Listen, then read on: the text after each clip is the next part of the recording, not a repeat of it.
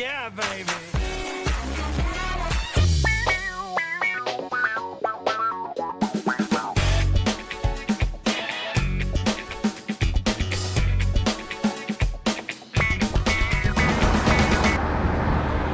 Hey everybody. Hey Jim. I am driving the little Z4 today. I know it has a busted strut, and I'm gonna do something about that strut, and hopefully it doesn't do a total failure. I think the worst it could do, the way it's cracking at the top, would be maybe to have the end of the shock pop through and punch a hole in the hood. That would suck. I don't think it's that close to doing something that awful, but I have to put miles on this car. I have to make sure that the evaporative system repair that we did is actually going to fix this thing and I can get it registered. Because if it still is not registerable in California, there's really no point in doing the big strut job. So I have to drive it. And it's expired plates and broken struts. And I still have to put another 100 miles or so on it. So the computer will completely reset and I can see if it is smog compliant now. Oh, keep your fingers crossed. It's a beautiful day for a drive in a convertible. I think I'm gonna do a little loop through Woolsey Canyon and Box Canyon just to put some miles on the car. I'm really just going to have a taco. You probably already guessed that. It's nice scenery around here. I know, we've been through here before. This is such a fun little car. Even with broken struts, it still handles pretty good. You can really toss it around. And you can really feel when it's about to break loose. I can see why these things are so popular, even though they kind of seem to break a little bit often. That's okay. High maintenance. This is a narrow little windy road. Whew, don't go off the edge. Jeez. Looks like people have gone off the edge. Yikes. And that's quite a drop down into that canyon. That would definitely ruin your day to go off that edge. It's surprising there isn't a guardrail along here.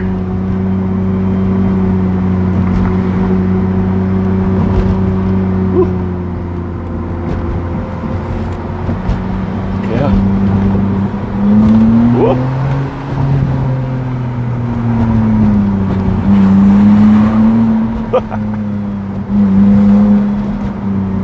Hey, we're coming over the top into Simi Valley. Yeah, it's a bit of a ways to go for a taco, but the state of California is forcing me to do this so I can comply with their smog rules. So I blame the government. Yeah, this is a fun road, but it's kind of dangerous. I guess that's why it's fun.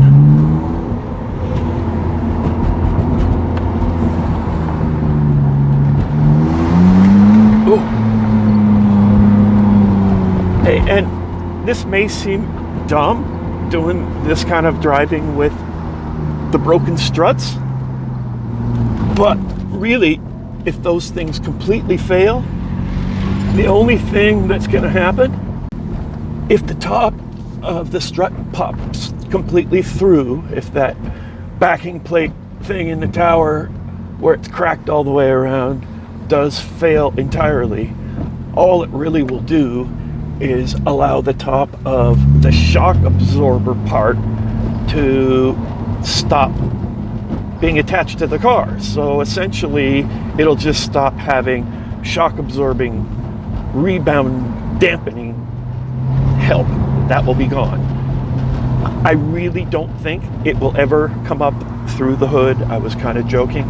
I'm sure those struts are so worn out that I can probably push them in and out with my hand. We'll see when I pull them out. So I doubt they have much punch left at all. No pun intended. So they're not going to come through and punch a hole in my hood. All it'll happen is the car will start bouncing a lot. Doink, doink, doink, doink. And those things will just go up and down in the hole, and that'll be it. So don't worry. It's not as dangerous as I made it seem earlier. Well, now I'm rolling in Simi Valley. And I'm going to make it back through Box Canyon. And then we're going to talk more about that dirt bike I'm playing with, because I ordered a bunch of parts, and I'm going to have to keep a tally of how much I'm spending on this thing, so I have the evil truth at the end. How much did it really cost?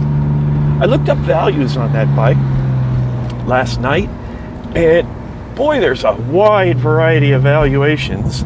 The NADA guide, NADA, they said low retail was like $800 and some odd, and high retail was $1,400, I think it said.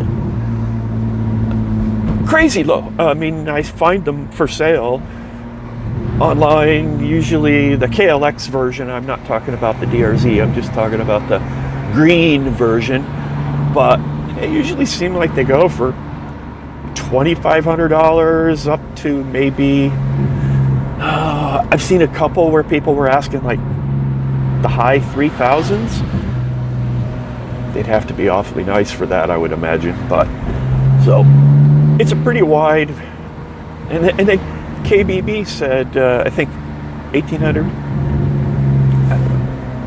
So I don't want to spend too terribly much on it, but I guess I can't really whine too much about the cost of tires.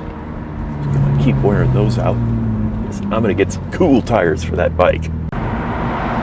This car, it reminds me so much of my first car ever, that little MG Midget. Here's a picture of it. Look at that. And that, of course, is me at 16 years old driving it. I think this is the day I got the car. And it's just neat. I love the color combination. I think I really am going to paint this car. It's got a really crummy secondhand paint job that's peeling off in places. So I'm going to paint it, and I think I'm going to paint it to match my old MG, the kind of a burgundy red color. I think it's called damask or damask red. Look forward to that in future episodes. If I paint it, I'll get to fix all these little dings, like that little ding there. There's this little one here. I tried to fix it before when I was painting the front bumper. I tried to push it out from inside, and I made it a little better, but it's still there, so I could fix that for sure. So I think it would be fun to try to paint this car in the garage. Plus, it'd be a really good excuse for me to go to Harbor Freight and buy a better, there's another ding here. It'd give me an excuse to buy another better compressor and a spray gun. And I always like to buy tools. There's a ding right there. So yeah, let's paint this thing.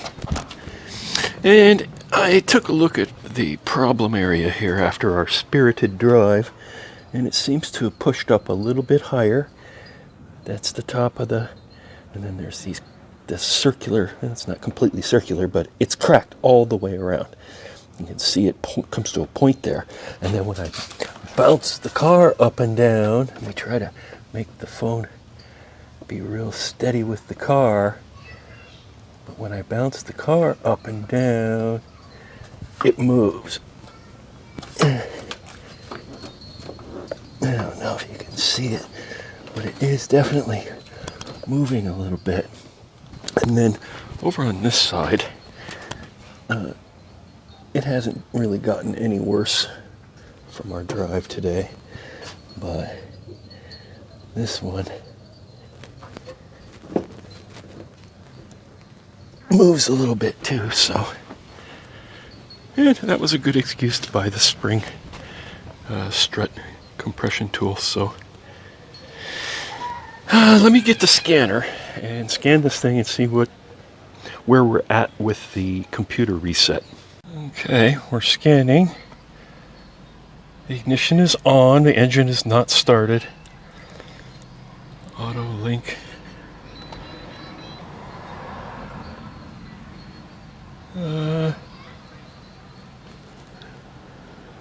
Okay, it still has 4 flashing red, which means they're not ready to, it's not ready to test yet. They haven't completed their diagnostic function.